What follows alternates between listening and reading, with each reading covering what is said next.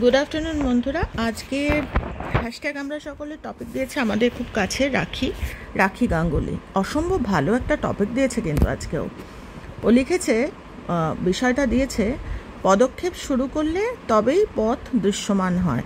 কি অসম্ভব সুন্দর! পদক্ষেপ যদি না নিই তাহলে আমি বুঝতেই পারবো না যে সত্যিই সামনে রাস্তা আছে। এটা শুনে আমার ওইটা মনে হলো যে মনে মনে আলপন জানি তুলিতে নাই ধার। এবার যতক্ষণ না আমি আলপনাটা দিচ্ছি বা যতক্ষণ না আমি আমার পদক্ষেপটা আমি শুরু করছি, ততক্ষণ কিন্তু বুঝতেই পারবো না যে সামনের রাস্তা। আমরা না এগোলে, ফার্স্ট স্টেপ বলতেই বলে যে আমরা যদি একটা পদক্ষেপ নিই, ঈশ্বর 10টা পদক্ষেপ নিয়ে নেন আমাদের হয়ে।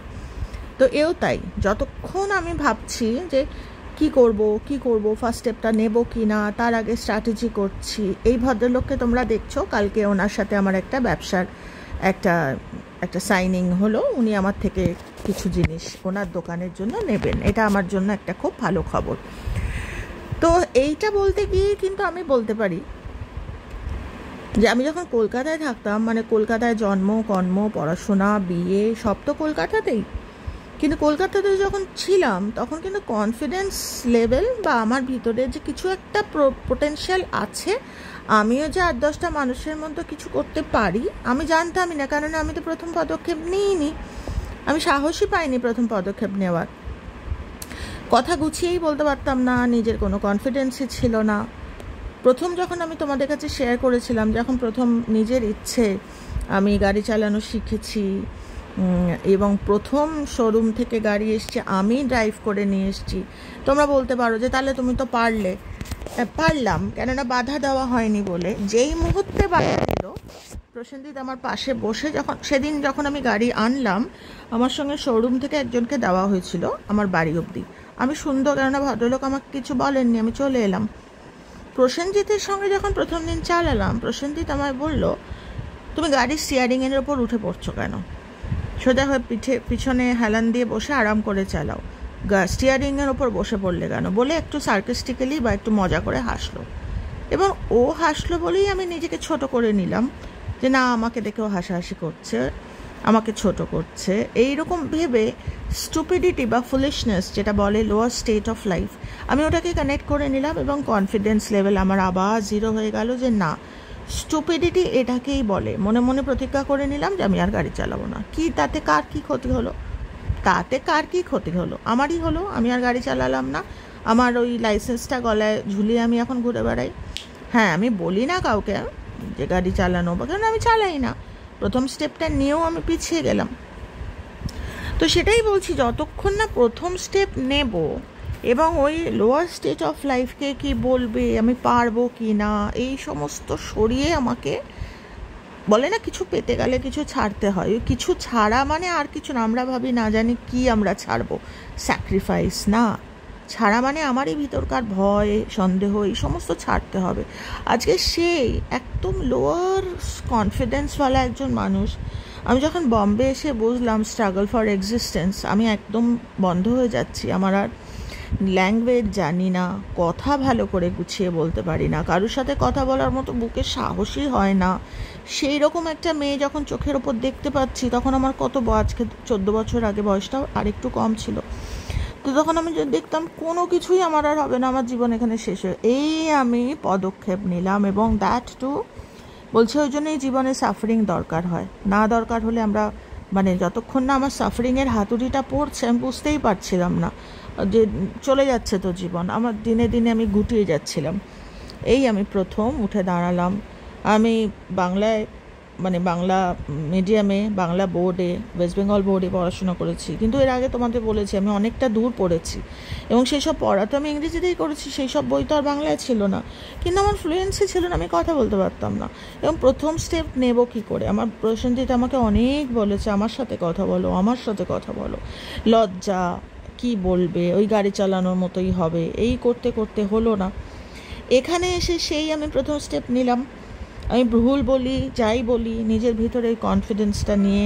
তবে হ্যাঁ, আমি প্রচণ্ড সাধনে ছিলাম, প্র্যাকটিসে ছিলাম, প্রচণ্ড প্র্যাকটিসে। তোমরা শুনলে অবাক হয়ে যাবে, কেউ যখন ইংরেজি বলতো আমি হাঁ করে তার প্রোনাউন্সিয়েশন শুনতাম, আমাকে সবাই বলে যে তুমি বলো আন্টি, তুমি বলতে পারো না, তোমার এত উচ্চারণ ভালো হয় কী করে? আমি বললাম যে ওইটা আমার কান, আমি শুনি খুব, আমি শুনতে খুব ভালোবাসি। যত এখনও আমার মেয়ে যখন একটা কথা, তোমরা বিশ্বাসই করবে না, আমি এই যে কনসপিকুয়াস বা ইনকনসপিকুয়াস এই কথাগুলো আমি আগে উচ্চারণ করতে পারতাম না, কেননা উচ্চারণ করিনি তো কখনো, সুযোগ মানে পারবো বাবা, তারপর যদি তোতলাই থাক বাবা, দরকার নেই। তো আমি প্রথম পদক্ষেপ নিইনি।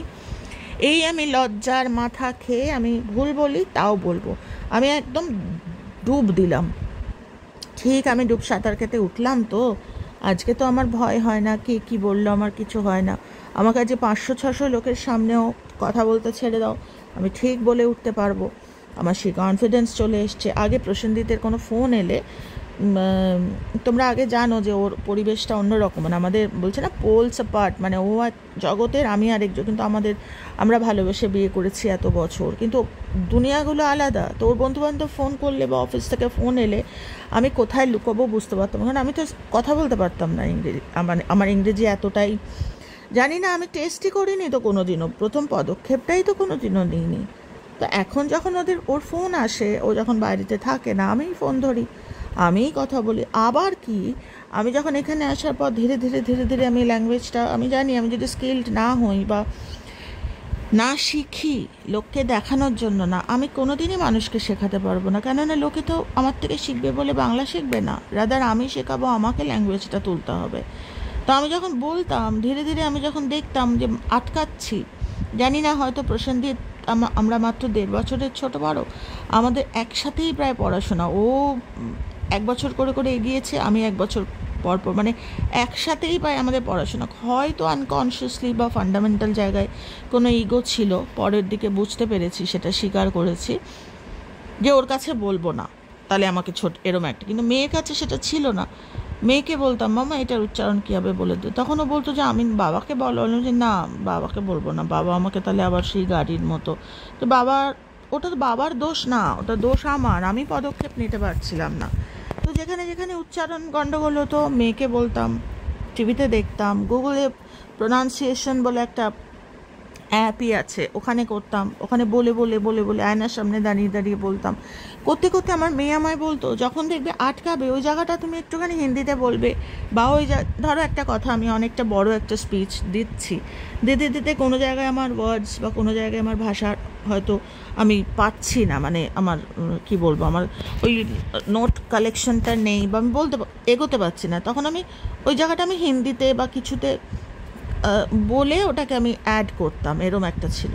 কিন্তু সেই পদক্ষেপটাও আমি নিলাম যে না আমি বলবো না, মাঝখানে আমি ইংলিশের মধ্যে আর হিন্দি লাগাবো না। এটাও শিখলাম একদিন অমিতাভ বচ্চনের একটা ইন্টারভিউ দেখে, উনি বলছিলেন, আমি খুব গুড লিসনার, আমি খুব শিখতে ভালোবাসি মানুষের থেকে শুনে শুনে। তো উনি বলছিলেন অমিতাভ বচ্চন যে আমি যখন হিন্দি বলি তখন আমি হিন্দিই বলি, কোনো ইংলিশ ওয়ার্ড আমি ইউজ করি না, আবার যখন আমি ইংলিশ বলি তখন আমি আমি বুঝলাম যে না এটাও আমার ভুল হচ্ছে। তো ভুল মানে কি, কেউ বলে তো দেওয়ার নেই, নিজেকে আরও উন্নত করা, আমি আবার প্রথম স্টেপ নিলাম। আমি দেখলাম রাস্তা খুলে গেল, এখন আর আমি ঠাকুরের অসম্ভব কৃপা, আমি যখন ইংরেজি বলি তখন আমি কিন্তু আর হিন্দি ইউজ করি না, আমি ইংরেজিই বলি। তো সেটাই বলছি, প্রথম পদক্ষেপ যদি আমরা নিই, যে সেটা যে কোনো প্রথম, যেদিন আমি আমার আজকে আমার পুরোটাই অ্যাকচুয়াল, মানে আমার এক্সপিরিয়েন্স দিয়েই বলছি, আমি তো রান্নাবান্নায় খুব উইক ছিলাম, তোমাদের বলেওছি এর আগে, কেননা আমার মা এতটাই রান্নাবান্নায় মানে মাস্টার চ্যাম্পিয়ন ছিলেন না, কোনোদিন আমাদের 2 বোনকে রান্নাঘরে যেতে হয়নি, বিয়ের পরেও কাজের মানুষ বা হেল্পিং হ্যান্ডস ছিল, দরকার হয়নি। কিন্তু মেয়ে বড় হওয়ার পর একদম ওপেন ফোরামে মেয়ে বলল যে আমার মা সব পারে, আমার মা রান্না করতে পারে না, এবং সেইটা নিয়ে মজা যা হয়, আন্টি পারে না এগুলো করতে, সেই। তো আমি দেখলাম যে না, আমাকে এখানেও আমার শিখতে হবে, আমার মেয়েকে আমি যদি না পারি তাহলে এটাই থেকে যাবে আমার। তো আমি শিখলাম, একটা সময় আমার ক্যান্টিন হলো, এবং ক্যান্টিন যখন মনে মনে আলপন জানি তুলিতে নাই ধার, এবার আমি যে এত রকম বেক করি কেকের, এগুলো হয়েছে কিন্তু ওই প্রথম স্টেপটা নিয়েছিলাম বলে।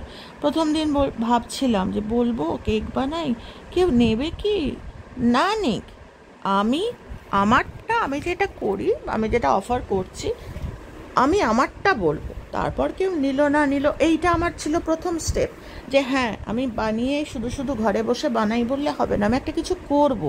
তো এই করবো ফার্স্ট পদক্ষেপটা নিয়ে ফেললাম, প্রথম তুলে ফেললাম আমার রান্নারই। মা সন্ধ্যের পর, দিনের বেলা কিচ্ছু অর্ডার হলো না, ভিতরে ভিতরে একটা ওই ছিল। সন্ধ্যের পর থেকে বুঝলাম, অফিস থেকে ফিরে এরা দেখেছে, তখন থেকে ওরা অর্ডার করতে শুরু করলো। তারপর আমি বাধ্য হয়ে ওদের বললাম যে না, আমি এরকম এত তো অর্ডার নিতে পারবো না, আমি শখে করি বা এরকম। এই আস্তে আস্তে আমি বুঝলাম যে আমি যখন প্রথম পদক্ষেপ নেব, প্রথম পদক্ষেপটা এটাই মজার, প্রথম পদক্ষেপটা কিন্তু কেউ তুলে দেবে না আমার জন্য, ওটা বাবা আমাকেই তুলতে হবে। তাই কোনো লজ্জা নেই, কিচ্ছু মানে কোনো সন্দেহ নেই, খালি নিজের কাছে এইটাই যে আমি নিজের ডিজায়ার বা আমার নিজের উইশটা কতখানি তীরের মতো বিদ্ধ করতে পারে আমার স্বপ্নটাকে। আমার স্বপ্নটাকে যদি আমি ছেড়ে না দিতে পারি আকাশে, তাহলে কিন্তু আসবে না, তাহলে কিছু দেখো না। মানে এই বুড়ো বয়সেও আমার ল্যাঙ্গুয়েজ শিখতে ইচ্ছা করে, আমার যেরকম জাপানিজ ভীষণ শিখতে ইচ্ছা করে অনেক কারণে।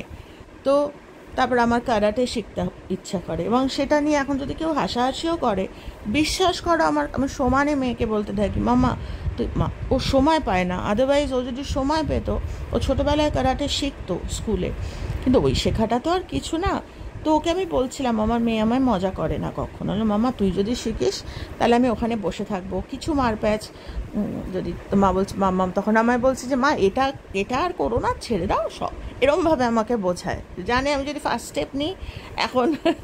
তো আমার তো শরীরটাও খুব, তবে হ্যাঁ ওইটা আমাদের উইজডমটা রাখতে হবে যে কোন ক্ষেত্রে আমি প্রথম স্টেপ নেব, ওই উইজডমটা কিন্তু আমার। আমি যদি এখন ল্যাজ উঠিয়ে সব করতে চাই সেটা তো সম্ভব নয়। তো সেটাই বলছি যে যে কোনো ক্ষেত্রে মানে আমরা যদি একবার ভাবি যে আমি প্রথম স্টেপটা নেব, বিশ্বাস রাখো আমার মতো সাধারণ সাধারণ একজন মহিলা যে না ভালো করে গুছিয়ে কথা বলতে পারতো, না কিছু আইডেন্টিফাই ঠিকমতো করতে পারতো, কিছুই করতে পারতাম না, না রান্না করতে পারতাম, কিছুই করতে পারতাম না, ওই বুকিশ ছিলাম, ওই বই খুলে পড়াশোনা, ওই ওই করা কি 10টা মানুষের কাজে যদি না আসতে পারি।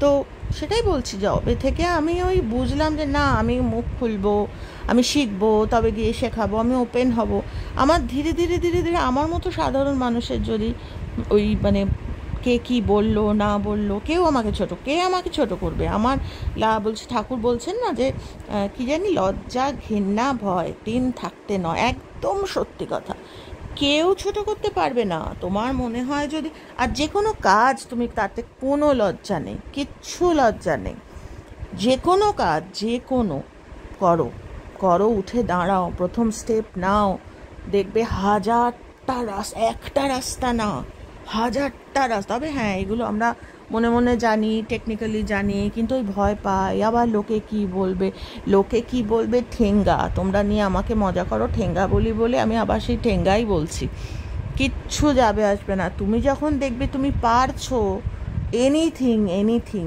যা কিছু, তোমরা আমার কথা শুনলে মজা পাবে বলে সব কথা বলতে পারি না। তো সেটাই বলছি, কোনো ভয়, কোনো সন্দেহ, কে আমায় কি বললো, এগুলো আমার, কেউ কারুর দোষ নেই। আমি কেন নিজেকে ছোট ভাববো, এটা আমার দোষ। তো সেটাই, আমরা যদি প্রথম পদক্ষেপটা নিতে পারি, তাহলে সামনে যে আদৌ রাস্তা আছে আমরা সেটা বুঝতেও পারবো, আর রাস্তাটা না সর করে 10টা ডাইমেনশনে খুলে যাবে। আমার জীবনে হয়েছে, তাই আমি তোমাদের এটা বলতে পারলাম। তো ভালো থেকো তোমরা সকলে। আজকে আমি এইটুকুই বললাম, কিছু শাড়ি আমার কালেকশানের ছবিও দিলাম, আর আমি কিছু বকবকও করলাম। তোমরা শাড়ি দেখো, আমার কালেকশান কেমন লাগলো বলো। আর বকবক তো করলাম, তোমরা সবাই জানো, বলার তো কিছু এক্সট্রা কথা তো কিছু বললাম না, সবাই তোমরা জানো, খালি শুরু করার কথা বললাম, যে প্রথম পদক্ষেপটা নিয়ে ফেলো। তো দেখি, যে যা পারো নিয়ে ফেলো, দেখবে রাস্তা সত্যিই খুলে যাবে। রাখি তোকে অনেক আদর, অনেক ভালোবাসা, এত সুন্দর সুন্দর টপিক দিচ্ছিস বলে। খুব ভালো থাকিস, আরও এরকম টপিক দে। আর সবাইকে বললাম, সুন্দর সুন্দর টপিক, #আমরা সকলে, এটার জন্য #আমরা সকলে যেন বন্ধ না হয়ে যায়। #আমরা সকলে, আমরা কয়েকজন মিলে লড়াই করছি, তোমরা সবাই এগিয়ে এসো, ভিডিও করো, কথা বলো, দেখবে তোমাদেরও ভালো লাগবে, আর আমাদের তো ভালো লাগবেই। খুব ভালো থেকো, আর যে যেখানে আছো কজে থেকো। টাটা।